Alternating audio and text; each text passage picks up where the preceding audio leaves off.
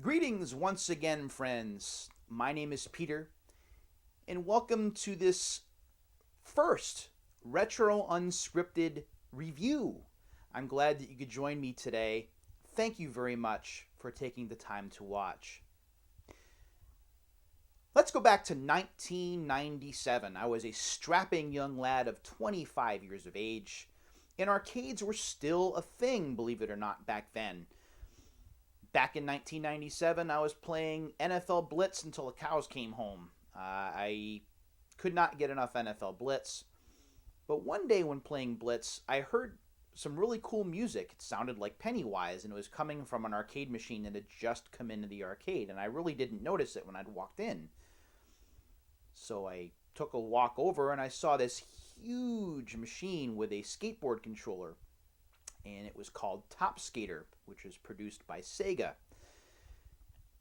So I took 4 tokens out of my pocket because that's how much the game cost to play, popped them in, jumped on, and wow, I was blown away. Even though I was, and to be fair, still am, terrible at the game. The music, the graphics, the ease of pulling tricks without really having to know how to skateboard, all of that just came together so well in an arcade style experience that I could not get enough of it. And to be honest, normally if you put me on a skateboard, you're looking at an emergency room visit. So this was a safe way for me to live out my skateboarding fantasy as it was. I was 25, I wasn't too old to skate, but I certainly was nowhere near coordinated enough to even try. So I played Top Sk8er a lot in arcades for the next couple of years, but I had always longed for a home version of the game. That, of course, never happened.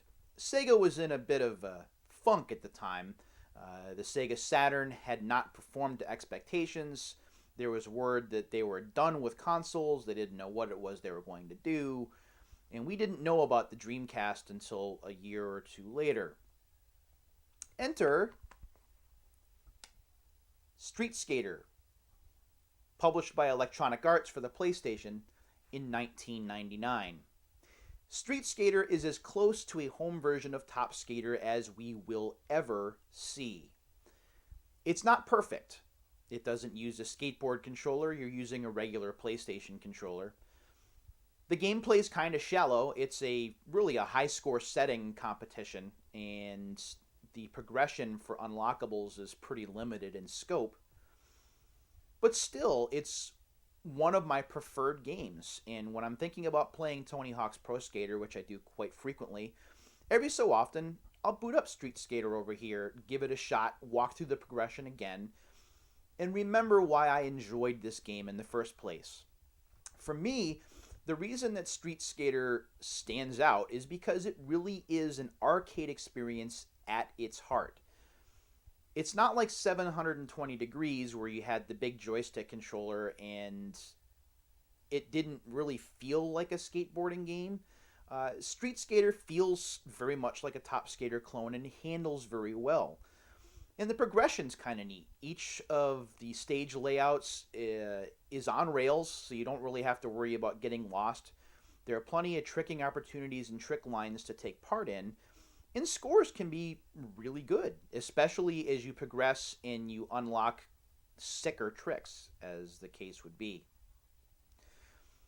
If you want to unlock everything in Street Sk8er, it's probably going to take you an hour, maybe 2 at most. And if you have a memory card, then so much the better, because then the next time you go back and play it after having everything unlocked, it's really just a matter of setting and breaking your own high scores. This is a game that would have benefited if we had internet and online-driven leaderboards at the time. But it didn't. So if you want to keep track of your high scores, you either have to save them to a memory card or do what I do with this particular game and write them down in a high score binder or note them on your tablet or your cell phone.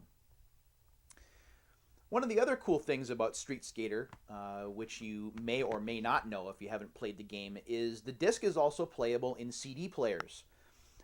Raise your hand if you remember what a CD player is. I sure do. Then again, I'm using a VCR here in the bedroom too, so whatever. But if you put this into a CD player, you can listen to all of the licensed music tracks from the game. songs from Less Than Jake, which at least some of you are probably familiar with, Plastilina Mosh, Weston, H2O, All, Straight Faced, The Pie Tasters, Eye Against Eye, and Gas Huffer. They're all on here, and you can listen to these tracks at will. And the coolest thing about this was back then in 1999, internet was still kind of slow. Downloading music would sometimes take a long time to do, so it was much more convenient and much simpler to listen to soundtracks and listen to music off of compact discs. So not only do you get a fun game on here, but you also get a soundtrack as well. And several other games did the same kind of thing. Most notably ESPN X Games Pro Border, which was, I believe, from Radical Entertainment, which came out not too long after. So the basic idea with Street Sk8er is, as you can see in the demo, you're guided down a course filled with objects that you can trick off of. A lot of ramps, a lot of half pipes. If you press the X button and a directional keypad, or a directional arrow, I should say, at the same time, you can pull off one of 4 different tricks, depending on how fast you're going and depending on the level of your skater. Each trick has its own point value, and the main idea is to score as many points as possible before either time runs out or you reach the end of the course. If you reach that minimum score plateau, you unlock the next level, and you unlock some experience points for your skater, so you can build up their speed, their agility, or a couple of other different statistics. In addition, with each new level that you open up, a new set of tricks is opened up as well, depending on how fast you're skating. That leads to higher and higher scores, and when you finally reach, I believe it's level 8, I'm recalling from memory here, that's as high as it goes, and scores can get pretty crazy. Does Street Sk8er hold up today? It depends on who you talk to. To me, the answer is yes, because again, it's an arcade experience without having to spend quarters or tokens.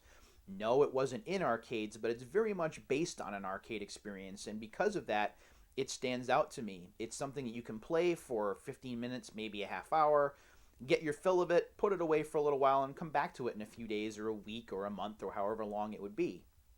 Granted, it is not Tony Hawk's Pro Skater or any of its sequels.